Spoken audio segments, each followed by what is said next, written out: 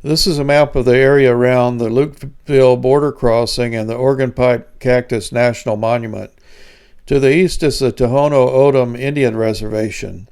About 120 miles to the west is Yuma and the border town of San Luis. Coyote is the Mexican town south of Lukeville.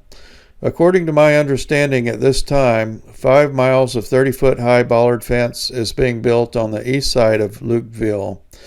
38 miles of 30-foot bollard fence is being built on the west side in the Organ Pipe National Monument.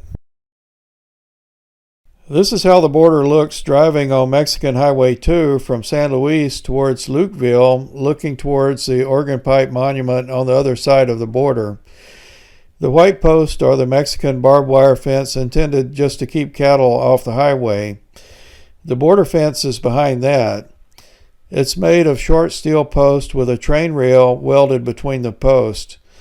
Mexican Highway 2 parallels the border, and for about 20 miles it's only a few yards from the border, as you see here.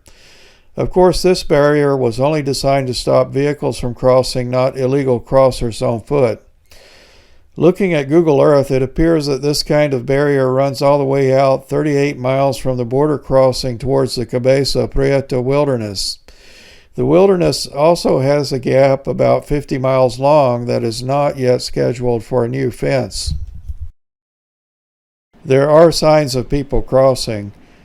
The Mexican barbed wire fence is pushed aside or cut down in places to provide easy access to the border fence. This is a close-up of the train rail fence in this area. The posts are short bollards filled with concrete, much like the 18 and 30-foot bollards used in the new fence being constructed now. The tallest of these short bollards are 5 to 6 feet high. A steel train rail is welded horizontally between the posts. As you approach Lukeville, you see the new fence construction just a couple of miles west of the Lukeville border crossing. The gaps you see in this fence are probably places where they will put a maintenance gate or places where there's a drainage issue. Both require a special design, and crews will come back later to fill in these gaps.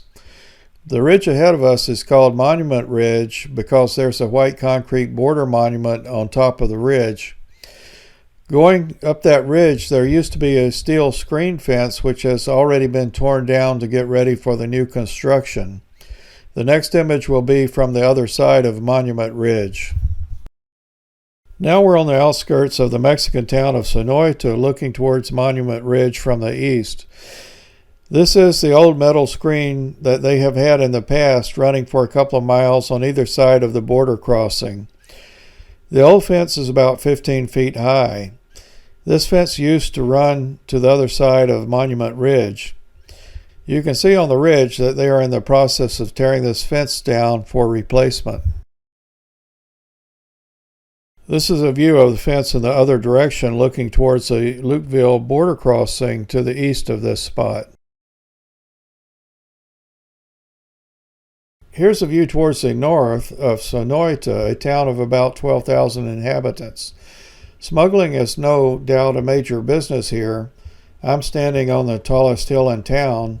Behind me is the federal police station located strategically on this hill, probably to make it easier to defend.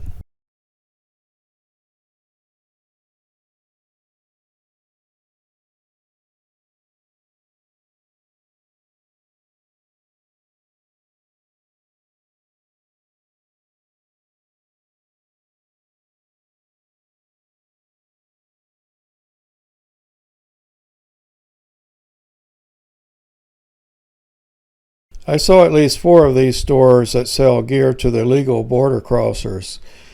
They sell camouflage jumpsuits, backpacks, blankets, carpet, shoe covers worn to hide tracks, water jugs, etc. This is new construction of the Lukeville fence to the east of the border crossing. A Mexican cowboy is keeping his herd from crossing over the border. I had to get an image from the south side because the Border Patrol would not permit me to be on the border road on the U.S. side due to the construction. I didn't know whose land I was on and did not want to get any closer than this. I can't tell how much new fence has been built here. It's supposed to be 5 miles when complete. To the east, there's a mountain range. On the other side of the mountains is the Tohono O'odham Indian Reservation.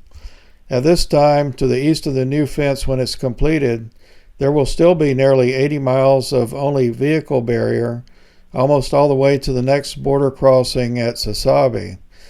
In some places in the mountains, there will probably only be barbed wire. I don't know whether there are any plans to fix this gap or not, but they are supposed to get more money this year. Here's a close-up of the steel screen fence used in the area around the Lukeville border crossing. The posts are steel train rails. I'm sure it's not difficult to cut through the screen with an inexpensive battery-operated handsaw like you can buy at Home Depot. In fact, it looks like the square areas in the bottom of this fence may be patches of holes in the fence where illegal crossers have previously cut through it. You're looking at a close-up of the steel screen used in the old fence.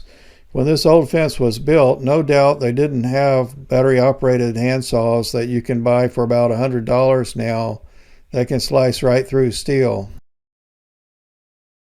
A dry wash is a couple hundred yards east of the border crossing. These dry washes can turn into raging rivers during a rain, and for that reason the bottom is left open so the water and debris can pass through without the water bringing down that part of the fence. I believe they will have better solutions for this with the new fence. Back in the Organ Pipe Monument, the Border Patrol was picking up a group of asylum seekers. They just walked around the new fence to get across the border. There were a couple more already in the truck.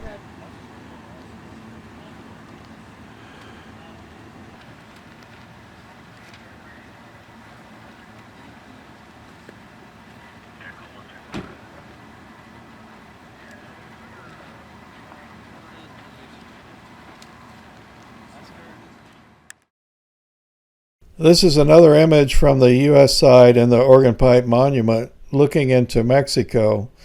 It just shows how close you are to the Mexican highway and how easy it would be to cross anywhere for the next 20 miles where the highway runs just a few feet from the border.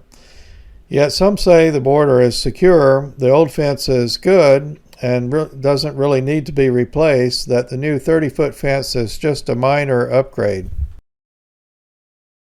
This is a friendly coyote that came up to me in the nearby crossroad of Why, Arizona, that's W-H-Y, Arizona, wanting something to eat. In the next video, I'll talk about the 80-mile gap in the Tohono O'odham Indian Reservation and the surrounding area.